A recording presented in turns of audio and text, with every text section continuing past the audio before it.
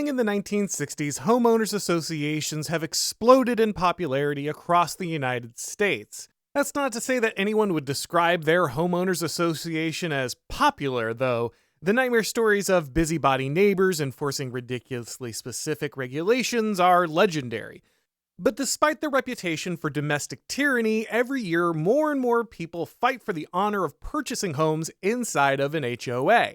The reason is simple. The HOA has become the only way to artificially recreate something that we lost: a high-trust society. Everyone wants to live in a neighborhood where the streets are safe, the houses are well-maintained, and their neighbors are well-mannered.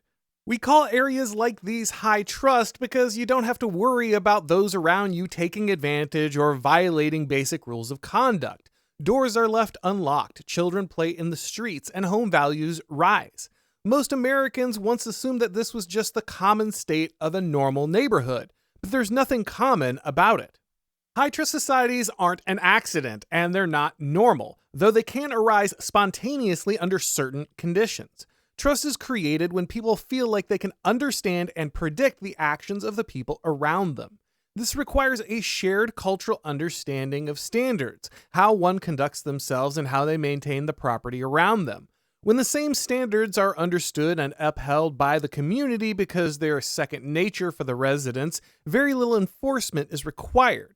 The people feel free, not because they can just do whatever they want, but because they are living in accordance with their own way of being. The limitations they place on themselves feel natural to them and those around them.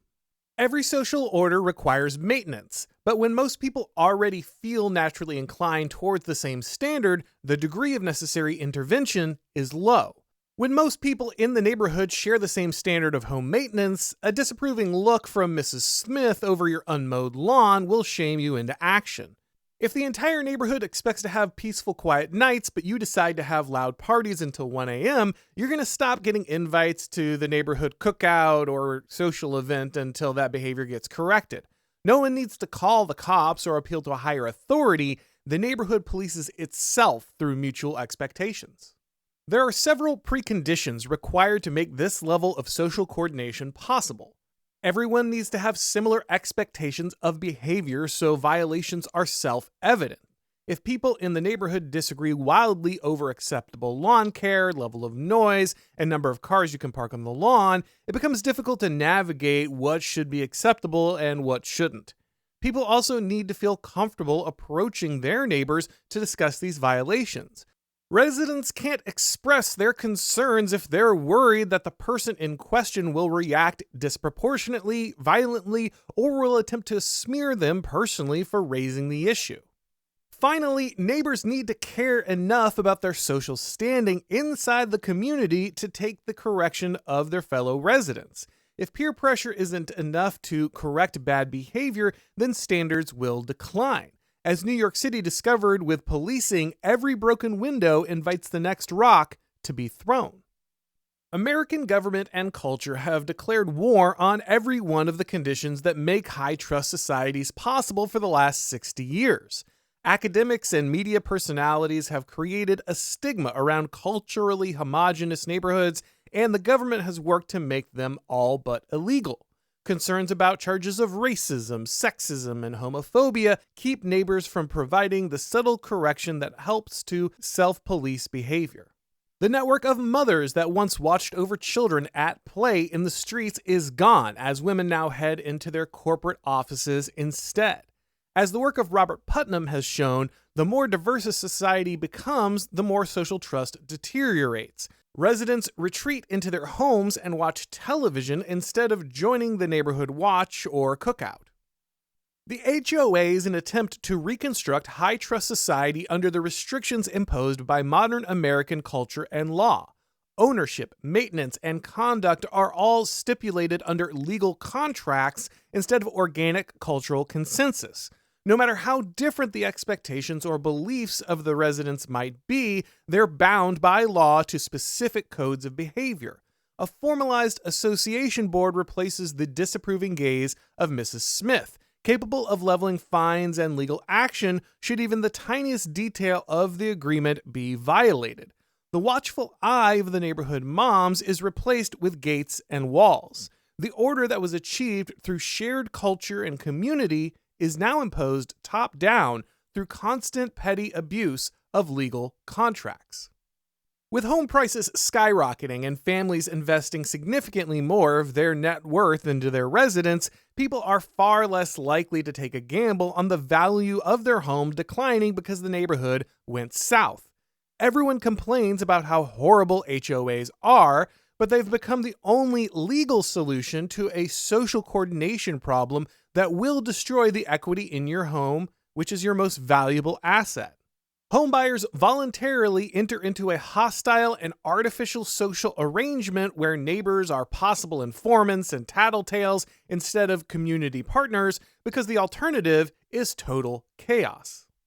Hopefully, it's become clear that this analysis of the HOA is not simply about the frustrations of navigating suburban social situations.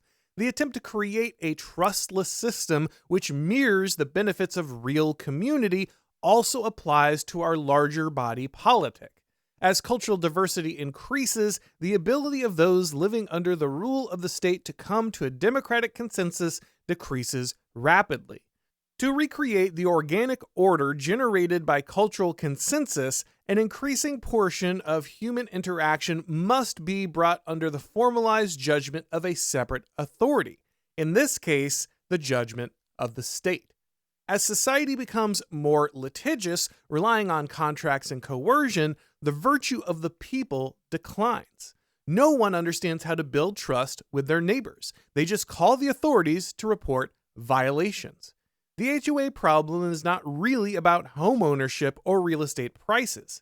It speaks volumes about how we have radically changed the organization of our own society. Authoritarian government arises in multicultural societies for the same reason that the HOA does, because people have become so different, cultures have become so diverse, the words, the languages, the traditions and backgrounds that we use to speak with each other have become so muddled that there is no way for us to organically come to an understanding. And when that's the case, the only thing you can do is to invest power in the hands of overarching authorities that will eventually be able to pull these disparate groups together, whether that be the petty tyrant of the HOA board or the larger tyrant running the state. Thanks for watching, guys. If you enjoyed this video, go ahead and click like. If you haven't subscribed yet, now is a great time to do so. If you'd like to get these broadcasts as podcasts, you need to subscribe to the Auron McIntyre Show on your favorite podcast platform, and if you do, leave a rating or review. It really helps with the algorithm magic. If you'd like to follow me on Twitter or Gab or Substack or Instagram, if you'd like to watch these videos on Rumble or Odyssey, the links to do all of that are down below in the description. And of course, if you'd like to watch any of my shows or read any of my columns, you can head over to The Blaze. Thanks for watching, guys, and as always, I'll talk to you next time.